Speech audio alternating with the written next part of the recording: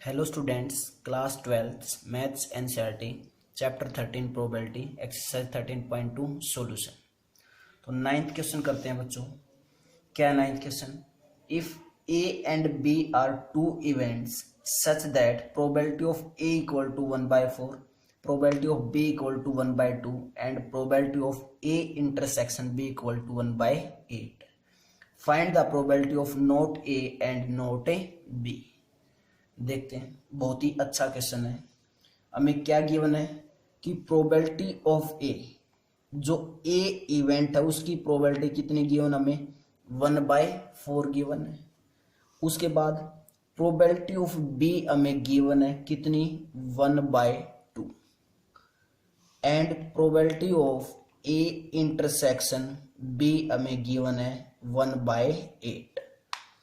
Find the probability of, हमें find out करना है क्या, probability of not A and not B, not A and not B की probability find out करनी है। सबसे पहले तो not A and not B को कैसे लिखेंगे वो देखते हैं।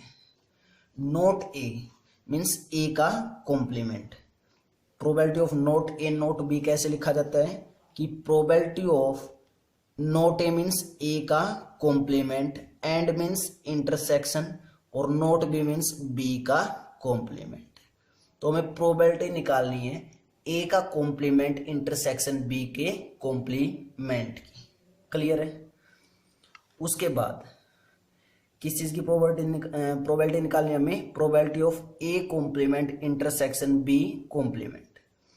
उसके बाद ए का कॉम्प्लीमेंट इंटरसेक्शन बी का कॉम्प्लीमेंट इक्वल होता है ए यूनियन बी और कंप्लीट का कॉम्प्लीमेंट की इक्वल। कैसे होगा वो देखते हैं। जब भी ऐसा क्वेश्चन आए तो क्या बनाना है, सबसे पहले वेन डायग्राम ड्रॉ करना है। तो वेन डायग्राम ड्रॉ कर लेते हैं हम एक बार। वैसे तो ये 11th क्लास का टॉपिक है, लेकिन फिर भी करवा देता हूँ, यहाँ पे अच्छे से समझ में आ जाएगा। कोई भी स्टेप हम स्किप नहीं करना चाहते। तो एक ए सेट है, एक बी सेट है। ये सेट हमने मान लिया ए है, ये सेट मान लिया क्या है, बी है। क्लियर है? मैंने लिखा ए का कॉम्प्लीमेंट इंटरसेक्शन बी का कॉम्प्लीमेंट किसके इक्वल होता है, ए यूनियन बी के कंप्लीट का कॉम्प्लीमेंट के इक्वल। पहले ए इंटरसेक्शन बी का कॉम्प्लीमेंट देखते हैं क्या आएगा। ए का कॉम्प्लीमेंट मीन्स इस ए सेट को छोड़ के और जितना बाहर वाला पोर्शन बचा, और ये बी सेट ये वाला, ये सारा आ जाएगा ए के कॉम्प्लीमेंट में। उसके बाद सेम बी के कॉम्प्लीमेंट में इस बी सेट को छोड़ के और इस ए सेट का ये वाला पोर्शन और बाहर वाला सारा आ जाएगा। और जब दोनों का इंटरसेक्शन करेंगे तो इन दोनों सेट के पोर्शन को छोड़ के जितना भी बाहर पोर्शन होगा, इस सारे पोर्शन को हम क्या बोलते हैं, ए का कॉम्प्लीमेंट इंटरसेक्शन बी का कॉम्प्लीमेंट बोलते हैं। क्लियर है इतना? उसके बाद अब ये ए यूनियन बी के कॉम्प्लीमेंट की इक्वल कैसे होगा, पहले ए यूनियन बी निकालते हैं। जब यूनियन करेंगे मीन्स ऐड होगा, तो ए का और बी का जब यूनियन करेंगे तो मीन्स कौन सा पोर्शन आया, ए यूनियन बी में। ए यूनियन बी में जो मैं रेड पेन से डार्क कर रहा हूं, ये सारा पोर्शन होगा। ये किसका होगा, ए यूनियन बी का। क्लियर है? ये पोर्शन किसका होगा, सारा ये रेड पोर्शन किसका होगा, सारा ए यूनियन बी का। क्लियर है? और जब इस ए यूनियन बी का कॉम्प्लीमेंट निकालेंगे तो क्या ये बाहर जो पोर्शन बचा ये नहीं आया, जो बाहर है पोर्शन बचा ये नहीं आया। मीन्स जब ए यूनियन बी का कॉम्प्लीमेंट निकालेंगे कंप्लीट का, तो जो पोर्शन आएगा वो कौन सा आएगा, ये ब्लू वाला, ये आएगा ब्लू वाला जो अंडरलाइन कर रहा हूं। ये पोर्शन किस में आएगा हमारा कंप्लीट, ये आएगा ए यूनियन बी का कॉम्प्लीमेंट। और यही क्या था, ए का कॉम्प्लीमेंट इंटरसेक्शन बी का कॉम्प्लीमेंट था। इसलिए क्या लिख सकते हैं हम, A complement intersection B complement की जगह क्या लिख सकते हैं, ए यूनियन बी के कॉम्प्लीमेंट लिख सकते हैं।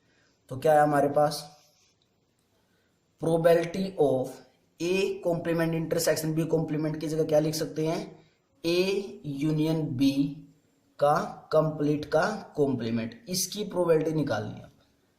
क्लियर है? उसके बाद किसकी प्रोबेबिलिटी निकालनी है हमें? ए यूनियन बी के कंप्लीट का कॉम्प्लीमेंट। उसके बाद एक रिजल्ट पढ़ा था हमने, क्या कि प्रोबेबिलिटी ऑफ ए के कॉम्प्लीमेंट ए डैश, वहां पे ए डैश बोल के आया था मैं कि प्रोबेबिलिटी ऑफ ए डैश किसके इक्वल होती है? 1 माइनस प्रोबेबिलिटी ऑफ ए। तो यहाँ पे ए सेट सिंगल है, यहाँ पे जब ए यूनियन बी करेंगे तो एक सेट ही आएगा। तो जब इस पे रिजल्ट अप्लाई करेंगे तो क्या होगा? Probability of A union B का कॉम्प्लीमेंट इक्वल होगा किसके? 1 minus probability of A union B. Clear है? किसके इक्वल होगा? 1 minus probability of A union B के इक्वल। तो क्या है हमारे पास? 1 minus probability of A union B.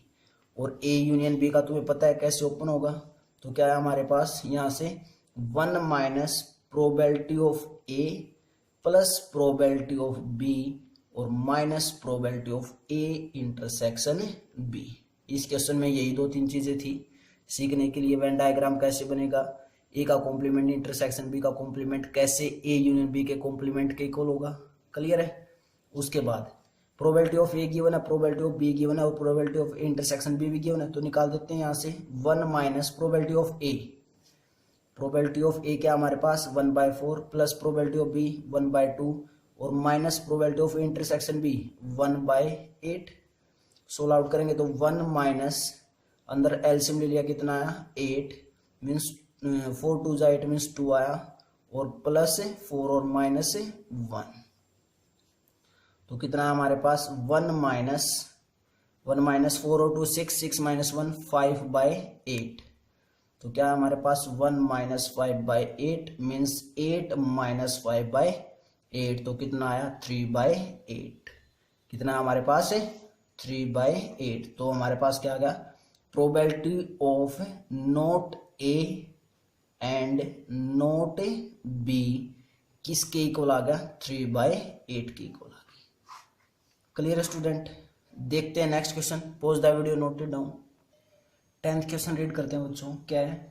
Events A and B are such that probability of A equal to 1/2 and probability of b equal to 7/12 and probability of not a or not b equal to 1/4 state whether a and b are independent। हमें बताना है कि a और b जो events हैं वो independent है या नहीं। क्लियर है? तो हमें गिवन क्या है? प्रोबेबिलिटी ऑफ a गिवन है कितनी? 1/2। उसके बाद प्रोबेबिलिटी ऑफ b गिवन हमें 7/12 एंड प्रोबेबिलिटी ऑफ नॉट ए और, बीच में अब की बार क्या दिया? और पहले क्या दे रखा था? एंड। और नॉट बी की जो प्रोबेबिलिटी है वो कितनी है? 1/4। क्लियर है? अब प्रोबेबिलिटी ऑफ नॉट ए और नॉट बी मीन्स क्या होगा? प्रोबेबिलिटी ऑफ ए का कॉम्प्लीमेंट और आया तो मीन्स क्या होगा? यूनियन। और नॉट बी मीन्स बी का कॉम्प्लीमेंट किसके इक्वल है? 1/4 के इक्वल है। क्लियर है? अब हमें ये चेक करना है कि ए और बी इंडिपेंडेंट इवेंट्स हैं या नहीं। क्लियर है? अब ए और बी को अगर इंडिपेंडेंट हमें बोलना है तो कब बोल सकते हैं? जब probability of A intersection B किसके इक्वल आ जाए? Probability of A into probability of B के इक्वल आ जाए। क्लियर है? तो देखते हैं क्या आएगी। मैं probability of A complement, probability of A complement union क्या लेके चला? Probability of A complement union B complement, ये लेके चल रहे हैं। कितनी है? 1/4। तो मैंने इस टाइप से लिखा कि probability of A intersection B complete का कॉम्प्लीमेंट किसके इक्वल है? 1/4 के इक्वल। तो देखो मैंने ए का कॉम्प्लीमेंट यूनियन बी के कॉम्प्लीमेंट की जगह क्या पुट कर दिया? ए इंटरसेक्शन बी कंप्लीट का कॉम्प्लीमेंट। देखते हैं इसको वेन डायग्राम से प्रॉपर वे से कैसे आई। वेन डायग्राम बिल्कुल अच्छे से क्लियर हो गया तो बहुत अच्छे से समझ में आएंगे। ए और बी दो सेट थे, ये ए सेट मान लिया और ये बी सेट मान लिया। क्लियर है इतना? ये ए सेट है और ये बी सेट है। अब ए का कॉम्प्लीमेंट यूनियन बी का कॉम्प्लीमेंट क्या होगा वो चेक करते हैं। ए का कॉम्प्लीमेंट क्या होगा, मीन्स इस ए सेट को छोड़ के जो बार वाला पोर्शन है वो सारा किसके अंदर आएगा, ए कॉम्प्लीमेंट में आएगा। उसके बाद बी का कॉम्प्लीमेंट क्या होगा, बी का कॉम्प्लीमेंट मीन्स इस पोर्शन को छोड़ के, इस पोर्शन को छोड़ के और जितना भी बचा वो सारा किसके अंदर होगा, बी के कॉम्प्लीमेंट में। और उन दोनों का क्या करना हमें, यूनियन। तो ध्यान से देखो बच्चों, जब ए का कॉम्प्लीमेंट निकालेंगे तो क्या ये बी का ये वाला पोर्शन नहीं आएगा। जब ए का कॉम्प्लीमेंट निकाला तो क्या बी का ये पोर्शन नहीं आया क्या, क्लियर है ना। मैं ओनली बी का बता रहा हूं अभी कि बी का ये पोर्शन आएगा, क्लियर है। और जब बी का कॉम्प्लीमेंट निकालेंगे तो ए का ये पोर्शन आएगा, ए का ये पोर्शन आ जाएगा, क्लियर। ये ब्लू वाला, ये तो हमारा पोर्शन आया है बी का कॉम्प्लीमेंट, और ये जो रेड वाला पोर्शन आया है ये क्या है, ए का कॉम्प्लीमेंट, क्लियर है। मीन्स ए का कॉम्प्लीमेंट वैसे तो ये पोर्शन भी आएगा और बार वाला भी आएगा सारा, ये रेड पोर्शन जितना बचा हुआ है ये सारा आएगा, क्लियर है, ये सारा पोर्शन। लेकिन मैं सेट में दिखाना चाहता था तो मैं क्या चीज आएगा, सेट बी के अंदर कौन सा आएगा। और जब बी का कॉम्प्लीमेंट निकाला तो मीन्स इस ए का ये पोर्शन भी आया और ये बार वाला भी आया, दोनों में कॉमन आया, क्लियर है। बोलो बच्चों, तो हमारा जो ए का कॉम्प्लीमेंट यूनियन बी का जो कॉम्प्लीमेंट आया, अब जितना भी मैंने डार्क पोर्शन कर रखा है ओनली इसको छोड़ के, बीच में जो पोर्शन है उस ओनली इस पोर्शन को छोड़ के, क्या ये कंप्लीट कौन सा पोर्शन होगा, A complement union B complement नहीं होगा। क्या होगा complete A portion, A complement union B complement, clear है। अब क्या मैं इसको ये नहीं बोल सकता कि जब ए इंटरसेक्शन बी करेंगे, ए इंटरसेक्शन बी करेंगे तो ये पोर्शन आएगा बीच वाला जो मैंने अभी डार्क नहीं कर रखा, यही पोर्शन तो आएगा। चलो मैं बिल्कुल डार्क कर देता हूं। ये जो पोर्शन है दोनों सेट्स का पोर्शन था, ये किसके अंदर आएगा, ए इंटरसेक्शन बी में आएगा। किस में आएगा, ये ए इंटरसेक्शन बी में आएगा। और जब इस ए इंटरसेक्शन बी का अगर कंप्लीट का कॉम्प्लीमेंट निकालेंगे तो क्या कंप्लीट सेट नहीं आ जाएंगे सारे, बस इस पोर्शन को छोड़ के। तो इसलिए इसी के तो इक्वल आ गया ए इंटरसेक्शन बी का कॉम्प्लीमेंट, क्लियर है। तो ये मैंने क्या लिखा यहाँ पे, probability of A complement union B complement की जगह क्या लिख दिया, probability of A intersection B complete का कॉम्प्लीमेंट। उसके बाद probability of A intersection B का कॉम्प्लीमेंट, फिर से वही फार्मूला लगा दिया। अब ये कंप्लीट एक ए का कॉम्प्लीमेंट है और ये ए इंटरसेक्शन बी का कॉम्प्लीमेंट है, तो ये फार्मूला यूज कर सकते हैं ये वाला। तो क्या है हमारे पास, 1 minus probability of A intersection B equal to 1/4, clear है, minus probability of A intersection B equal to 1/4 minus 1, तो कितना आया 4 एलसीएम, 1 माइनस 4 मीन्स कितना आया -3/4, minus probability of A intersection B means minus probability of A intersection B कितना है हमारे पास -3/4, माइनस से cancel out, means probability of A intersection B कितना आ गया 3/4 आ गया। Probability of A intersection B कितना आ गया हमारे पास 3/4 आ गया, क्लियर है। अब हमें इंडिपेंडेंट चेक करना है, तो क्या चेक करना है कि probability of A intersection B किसके इक्वल आ जाए, probability of A into probability of B. और probability of A intersection B left hand side कितनी आ चुकी है 3/4, मीन्स राइट हैंड साइड और निकाल लें। तो जब राइट हैंड साइड हम सोल्व आउट करेंगे, यहाँ कर लेते हैं RHS लेके चले, क्या probability of A into probability of B लेके चले। प्रोबेबिलिटी ऑफ ए कितनी दे रखी given 1/2, probability of B 7/12 means multiply किया कितना आया 7/24। इट मीन्स क्या हुआ कि हमारे पास probability of A intersection B कितना गिवन था, कितना आया हमारे पास 3/4 means 3/4 is not equal to 7/24। तो हम यहाँ से बोल सकते हैं कि probability of A intersection B not equal to probability of A into probability of B. और अगर दोनों इक्वल नहीं आए तो क्या बोल सकते हैं, therefore A and B are independent, A and B are not independent, independent events. Clear students? तो ये हमारा इसका सॉल्यूशन था। वेन डायग्राम को अच्छे से समझना है, बहुत ही इजी क्वेश्चन है। कंसेप्ट यूज हो रहा है क्योंकि इसमें सेट भी यूज हो रहा है, प्रोबेबिलिटी में सेट भी यूज होता है, कॉम्बिनेशन भी यूज होता है, बहुत सारी चीजें यूज हो रही है, इसलिए स्टूडेंट्स बहुत अच्छे से प्रॉपर वे से करना है। क्लियर है? Pause the video, note it down. 11th question करते हैं स्टूडेंट्स। क्या 11th? Given two independent events A and B, A और बी कैसे इवेंट्स दिए हमें, independent events, such that probability of A equal to 0.3 and probability of B equal to 0.6 find. हमें नीचे 4 parts दिए गए हैं, उनकी हमें क्या निकालनी है, प्रोबेबिलिटी। कौन कौन से? Probability of A and B, second part probability of A and not B, third part probability of A और बी, और fourth part probability of neither A nor B. तो देखते हैं कैसे करना है ये।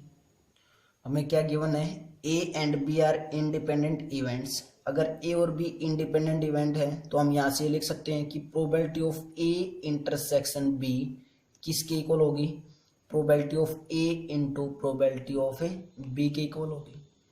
उसके बाद हमें प्रोबेबिलिटी ऑफ ए गिवन है कितना, 0.3 and probability of B given हमें 0.6। फर्स्ट पार्ट में हमें प्रोबेबिलिटी निकालनी है, probability of A and B निकालनी है। सेकेंड पार्ट में हमें फाइंड आउट करना है probability of A and not B, और थर्ड पार्ट में फाइंड आउट करना हमें प्रोबेबिलिटी ऑफ ए और बी, और फोर्थ पार्ट में फाइंड आउट करना है probability of neither A nor B. इसकी प्रोबेबिलिटी फाइंड आउट करनी है।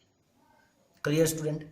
तो फर्स्ट पार्ट करते हैं। क्या फर्स्ट पार्ट में probability of A and B, and means क्या होता है, इंटरसेक्शन। तो क्या है हमारे पास, probability of A intersection B. Clear है? और probability of A intersection B किसके इक्वल होगा, probability of A into probability of B के इक्वल होगा। प्रोबेबिलिटी ऑफ ए कितनी गिवन हमें, 0.3 इंटू प्रोबेबिलिटी ऑफ बी किसके इक्वल है, 0.6। तो ये कितना आया, 0.18 means probability of A intersection B कितनी आ गई हमारे पास है, 0.18। चेक कर लो आंसर, यही होगा। क्लियर है?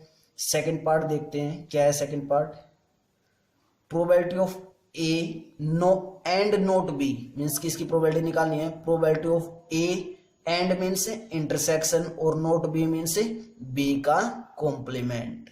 तो हमें किसकी प्रोबेबिलिटी निकालनी है, probability of A and B के कॉम्प्लीमेंट की, मीन्स ए इंटरसेक्शन बी के कॉम्प्लीमेंट की प्रोबेबिलिटी निकालनी।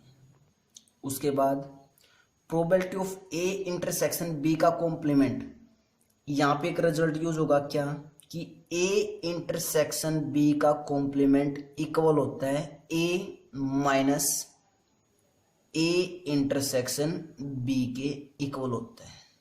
वेन डायग्राम से इसको कर लेना, अपने आप करना है इसको, कि ए इंटरसेक्शन बी का कॉम्प्लीमेंट किसके इक्वल होगा, ए माइनस ए इंटरसेक्शन बी के इक्वल होगा। अपने आप करना है। तो जब प्रोबेबिलिटी दोनों साइड प्रोबेबिलिटी यूज करेंगे तो प्रोबेबिलिटी होगा कंप्लीट पे, तो क्या है, probability of A minus probability of A intersection B. अब प्रोबेबिलिटी ऑफ ए कितना है हमारे पास, 0.3 minus probability of A intersection B कितना है, 0.18। क्लियर है? 0.3 में से 0.18 माइनस करेंगे तो कितना है हमारे पास, 0.12 मीन्स हमारे पास प्रोबेबिलिटी आ गई ए इंटरसेक्शन बी के कॉम्प्लीमेंट की। क्लियर है? उसके बाद थर्ड पार्ट में क्या हमारे पास, प्रोबेबिलिटी ऑफ ए और B means probability of A union B की। तो सिंपल फार्मूला होता है इसका क्या, probability of A plus probability of B minus probability of A intersection B. तो प्रोबेबिलिटी ऑफ ए कितनी है, 0.3 plus probability of B 0.6 minus probability of A intersection B 0.18 means 0.9 minus 0.18 minus किया तो ये कितना आया 0.72 आएगा। तो probability of A union B कितनी आई हमारे पास है 0.72। क्लियर है। फोर्थ पार्ट देखते हैं क्या है। Probability of neither A nor B means A का क्या आएगा कॉम्प्लीमेंट और क्या बोला है नॉर बी मीन्स ए के कॉम्प्लीमेंट की नाइदर ए नॉर बी तो क्या आया बीच में इंटरसेक्शन और बी के कॉम्प्लीमेंट की। किसकी प्रोबेबिलिटी निकालनी हमें प्रोबेबिलिटी ऑफ ए के कॉम्प्लीमेंट इंटरसेक्शन बी का कॉम्प्लीमेंट और A complement intersection B complement किसके इक्वल होता है probability of A union B और उस कंप्लीट का कॉम्प्लीमेंट। क्लियर है। बोलो बच्चों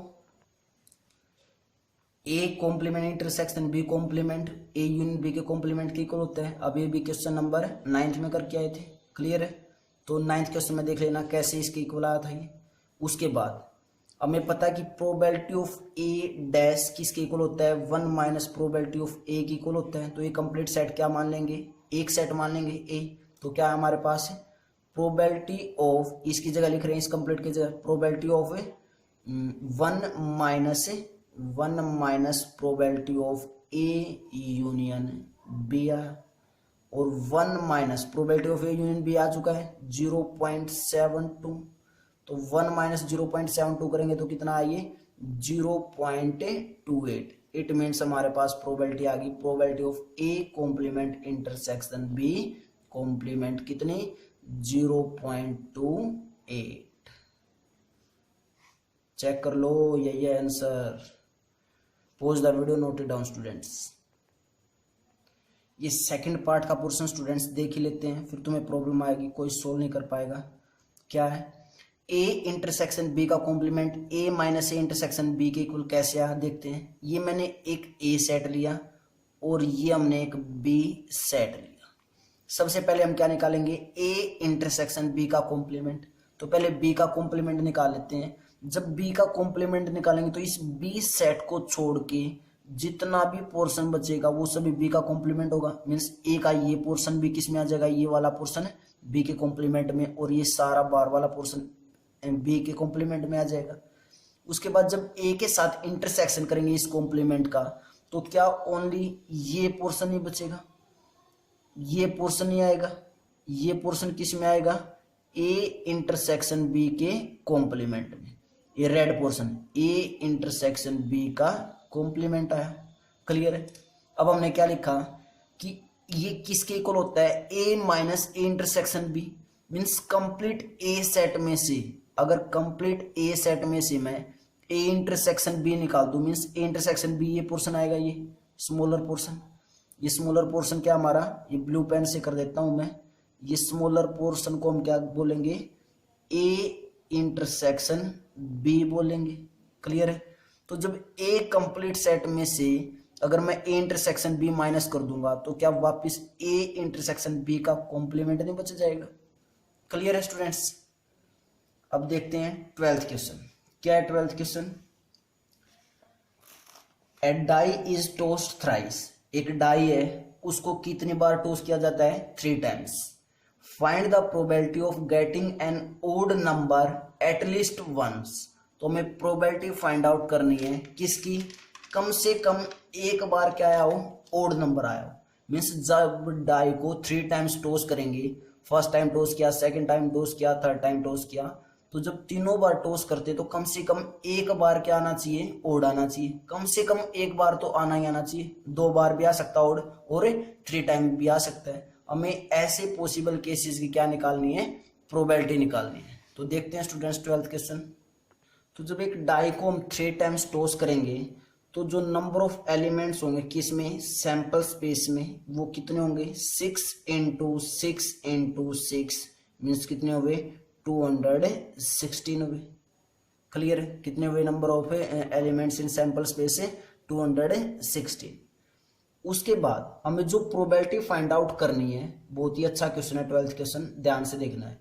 जो प्रोबेबिलिटी फाइंड आउट करनी है वो क्या करनी है, probability of getting an odd number at least once, means कम से कम एक बार क्या आया हो, वन टाइम्स क्या आया हो, ओड आया हो। तो हम इसके अंदर क्या बनाएंगे, केसेस बनाएंगे। केस फर्स्ट में क्या होगा, या तो फर्स्ट जब हमने स्टार्टिंग में डाई को टॉस किया तभी क्या आ गया होगा, ओड आ गया होगा। ओ मीन्स क्या यहाँ पे ओड। एंड टू पोजीशन पे क्या आ गया होगा, इवन आ गया होगा, क्योंकि डाई को कितनी बार टॉस करना है, 3 टाइम्स करना है। मीन्स 3 डाई ली, जैसे हमने 3 डाइस ली और तीनों डाइस को एक बार टॉस किया, फिर उसके बाद हमने नोट किया कि फर्स्ट डाई पे तो ओड नंबर है, सेकंड और थर्ड जो डाई थी उस पे क्या आ गया, इवन आ गया। या फिर फर्स्ट पे और बीच में क्या आया, और, या फर्स्ट पे इवन आ गया और सेकंड पे ओड आया, एंड थर्ड पे क्या आ गया, इवन आया। क्लियर है, बोलो जल्दी। मीन्स ये केस कौन सा कर रहे हैं, वन टाइम जब ओड आता है, और उसके बाद क्या होता है, फर्स्ट डाई पे इवन आ जाए एंड सेकंड डाई पे भी इवन आ जाए एंड थर्ड डाई पे क्या आ गया हो, ओड आ गया हो। यही केसेस बनेंगे। क्लियर है यहां तक। उसके बाद क्लियर है ना यहां तक। उसके बाद जो सेकंड केस होगा, मीन्स क्या पता एटलीस्ट 1 पूछ रखा है, 2 टाइम्स भी तो ओड आ सकता है डाइस पे, 2 डाई पे ओड आ जाए, 1 डाई पे इवन आ जाए। क्लियर है। तो मान लेते हैं सेकंड पे क्या होगा, 2 ओड्स, मीन्स 2 टाइम क्या आया हो, ओड आया हो। तो क्या क्या पॉसिबिलिटी हो सकती है, फर्स्ट डाई पे ओड आ गया हो एंड सेकंड डाई पे ओड आ गया हो एंड थर्ड डाई पे क्या आया हो, इवन आया हो। और क्या पॉसिबिलिटी हो सकती है कि फर्स्ट पे क्या आ गया हो, इवन आया हो, सेकंड पे ओड आ गया हो और थर्ड पे क्या आया हो, ओड आया हो। और क्या पॉसिबिलिटी हो सकती है कि फर्स्ट पे ओड हो एंड सेकंड पे इवन हो एंड थर्ड पे क्या हो, फिर से ओड हो। ये भी तो पॉसिबिलिटी हो सकती है। क्लियर यहां तक। उसके बाद जो केस थर्ड है, मीन्स तीनों पे भी तो क्या हो सकता है, तीनों पे ओड आ जाए। तो जो थर्ड केस में वो क्या है, 3 ओड, मीन्स तीनों ही डाइस पे क्या मिल जाए, हमें ओड मिल जाए। तो केस क्या होगा, odd and odd and odd, यही होगा केस। क्लियर है। अब प्रोबेबिलिटी निकालते हैं तीनों केसेस में, प्रोबेबिलिटी क्या क्या होगी। एंड मीन्स सभी को पता है मल्टीप्लाई होगा, और मीन्स क्या होगा, प्लस होगा। तो ओड आने की प्रोबेबिलिटी क्या होगी, टोटल जो डाइस पे नंबर होते हैं 1 to 6 होते हैं, ओड नंबर कितने होते हैं 3, और इवन नंबर कितने होते हैं 3, और टोटल नंबर कितने होते हैं एक डाई पे 6। तो ओड आने की प्रोबेबिलिटी क्या होगी, 3/6 मीन्स 1/2। ओड आने की प्रोबेबिलिटी क्या होगी, 3/6 मीन्स 1/2। तो इसकी प्रोबेबिलिटी ओड की कितनी आई, 1/2 एंड बीच में मल्टीप्लाई इवन नंबर कितने होते हैं 3 होते हैं, तो 3/6 दोबारा से, वो 3/6 को कैंसिल आउट करें, कितनी आई वापस से 1/2। तो इवन की भी 1/2 एंड मीन्स मल्टीप्लाई, और इवन है फिर से 1/2 और है बीच में प्लस, फिर से सेम ऐसे निकालेंगे, इवन की 1/2 एंड ओड की 1/2 एंड इवन की 1/2 प्लस 1/2 इवन की and means multiply 1/2 and 1/2 means multiply 1/2। ये 3 टाइम्स मल्टीप्लाई करें कितना आया, 1/8 आया।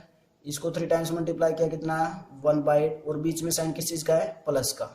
प्लस इन तीनों को 3 टाइम्स मल्टीप्लाई किया 1/8, और तीनों को जब ऐड करेंगे तो क्या प्रोबेबिलिटी आई, 3/8 आई।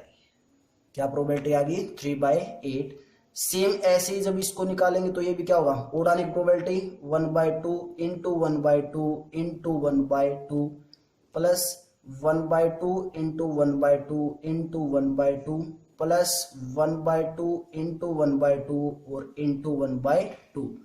ये कितना बना, 1/8 प्लस 1/8 और प्लस 1/8 मीन्स इसकी प्रोबेबिलिटी भी कितनी आई, 3/8। सेम ऐसे जब इसकी प्रोबेबिलिटी निकालेंगे तो 1/2 इंटू 1/2 इंटू 1/2 मीन्स कितना आया, 1/8। मीन्स फर्स्ट केस की प्रोबेबिलिटी 3/8, सेकंड केस की 3/8 और थर्ड केस की प्रोबेबिलिटी 1/8। अब जो प्रोबेबिलिटी हमें निकालनी है, फाइंड आउट करनी है, वो क्या करनी है, प्रोबेबिलिटी ऑफ गेटिंग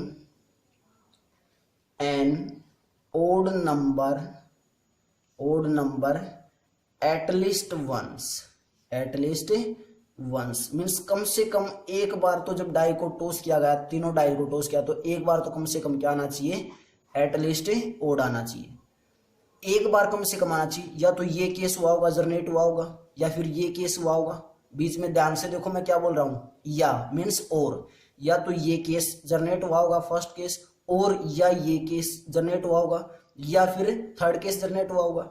बीच में या और आ रहा है तो इट मीन्स तीनों को क्या करेंगे, ऐड। तो क्या है हमारे पास 3/8 प्लस 3/8 और प्लस 1/8, तीनों को जब ऐड करेंगे तो 7/8। तो प्रोबेबिलिटी कितनी आई, 7/8। इंपॉर्टेंट क्वेश्चन है, ध्यान से करो, चेक कर लो, यही आंसर है 7/8 इसका।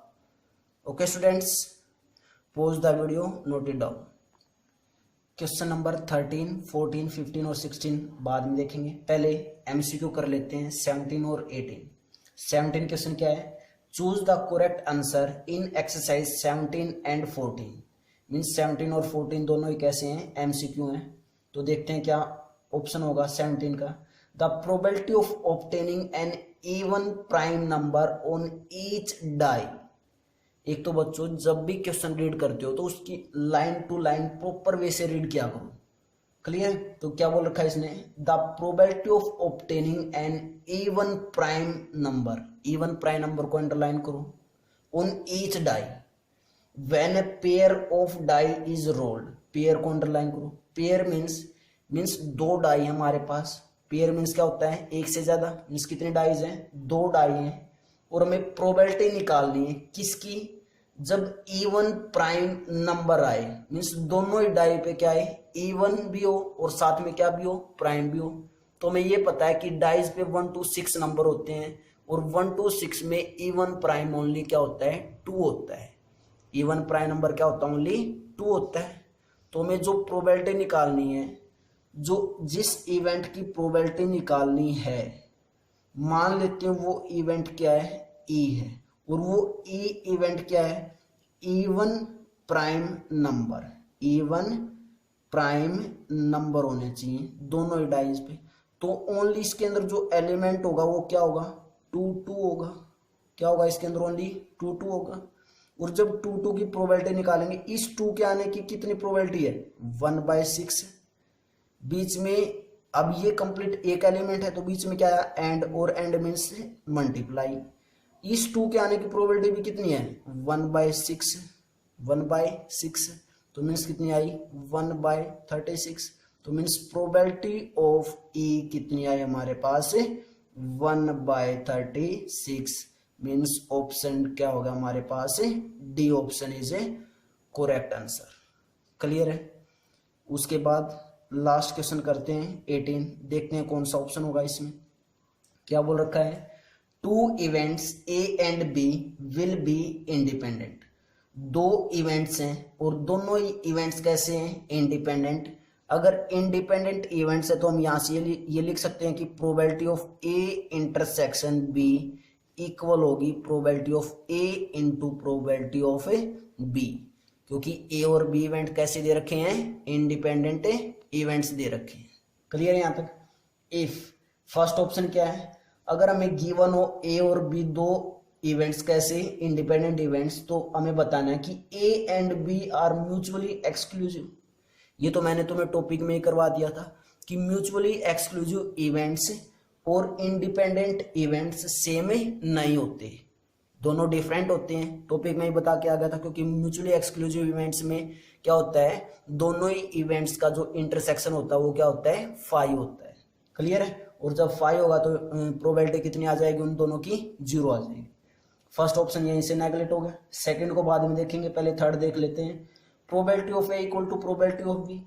ये बोल रखा कि जब इंडिपेंडेंट इवेंट्स होंगे तो प्रोबेबिलिटी ऑफ ए और प्रोबेबिलिटी ऑफ बी इक्वल होंगी। ऐसा तो पॉसिबल नहीं है, ऐसा कोई पॉसिबल नहीं है कि प्रोबेबिलिटी ऑफ ए और प्रोबेबिलिटी बी इक्वल ही आए। तो ये भी नेगलेक्ट हो गया यहाँ से। उसके बाद डी क्या है, probability of A plus probability of B equal to 1। ये देखते हैं बच्चों क्या ऑप्शन है। Students, probability of A plus probability of B equal to 1 होने का मतलब क्या है कि जो ए और बी इवेंट्स हैं वो कैसे इवेंट्स हैं, एग्जॉस्टिव इवेंट्स हैं। जब भी probability of A plus probability of B किसके इक्वल मिल जाए तुम्हें 1 के इक्वल, तो हम यहाँ से ये बोल सकते हैं कि A and B are exhaustive events, EXHAUSTIVE, कैसे इवेंट्स होंगे ये? Exhaustive events. क्लियर है? जब भी probability of A plus probability of B means events की प्रोबेबिलिटी अगर प्लस करे और किसके इक्वल आ जाए 1 के इक्वल, इट मीन्स ए और बी इवेंट्स कैसे इवेंट्स होंगे? एग्जॉस्टिव इवेंट्स होंगे। मीन्स ए और बी दोनों इवेंट्स मिलके कंप्लीट सैंपल स्पेस को ही क्या कर रहे हैं? खा रहे हैं। खाने का मतलब है कि दोनों ए और बी इवेंट्स में सैंपल स्पेस के कंप्लीट एलिमेंट्स से आ जा रहे हैं, और जब सैंपल स्पेस के कंप्लीट एलिमेंट्स ए और बी इवेंट्स में आ जाएंगे तो उनकी प्रोबेबिलिटी क्या होगी? 1 होगी। तो इट मीन्स ए और बी इवेंट्स कैसे इवेंट्स होंगे? एग्जॉस्टिव इवेंट्स होंगे। इसका ये ऑप्शन नहीं है, मैं वैसे इसको ट्रांसलेट किया है फोर्थ ऑप्शन को। क्लियर है? अब हमारा ऑप्शन बचा सेकंड। सेकंड ऑप्शन क्या है? सेकंड ऑप्शन क्या है कि प्रोबेबिलिटी ऑफ ए डैश और बी डैश, कभी भी प्रोबेबिलिटी ऑफ ए कॉम्प्लीमेंट और बी कॉम्प्लीमेंट, वैसे तो इसको क्या बोलते हैं? ए कॉम्प्लीमेंट और बी कॉम्प्लीमेंट, लेकिन हम बार बार कॉम्प्लीमेंट बोलने की बजाय क्या बोल दे रहे हैं? ए डैश और B dash. It means probability of A dash और बी डैश का मतलब यहाँ पे है probability of A dash intersection B dash. Clear है? यहाँ पे ए डैश बी डैश का मतलब क्या है? Probability of A dash intersection B dash. लिखने का तरीका है बस, इसको इस चीज को हम ऐसे भी लिख सकते हैं। क्लियर है? उसके बाद मैंने तुम्हें एक रिजल्ट करवाया था, अगर ए और बी कैसे हैं? इंडिपेंडेंट इवेंट्स हैं। ए और बी कैसे इवेंट्स हैं? इंडिपेंडेंट इवेंट्स हैं। तो मैंने वहां से रिजल्ट में तुम्हें बताया था कि अगर ए और बी इंडिपेंडेंट इवेंट्स मिल जाते हैं तो ए का कॉम्प्लीमेंट एंड बी भी कैसे इवेंट्स होंगे? इंडिपेंडेंट इवेंट्स होंगे। या फिर ए एंड बी डैश भी क्या होंगे? इंडिपेंडेंट इवेंट्स होंगे। या फिर ए डैश एंड बी डैश भी क्या होंगे? इंडिपेंडेंट इवेंट्स होंगे। ये रिजल्ट करवाया था ना कि ए और बी अगर इंडिपेंडेंट इवेंट्स हैं तो उसका ए डैश एंड बी भी क्या होंगे? Independent events. A and B dash भी क्या होगा? Independent events. और ए डैश बी डैश भी क्या होंगे? Independent events. और अगर ए डैश बी डैश उस रिजल्ट से इंडिपेंडेंट इवेंट्स हैं तो क्या मैं इस चीज को ऐसे नहीं लिख सकता? Probability of A dash into probability of B dash लिख सकते हैं या नहीं? बताओ जल्दी। उसके बाद हमने इतनी बार ये रिजल्ट कर लिया है कि प्रोबेबिलिटी ऑफ ए डैश किसके इक्वल होता है? 1 माइनस प्रोबेबिलिटी ऑफ ए। और जब ए की जगह सेट क्या होगा? बी होगा।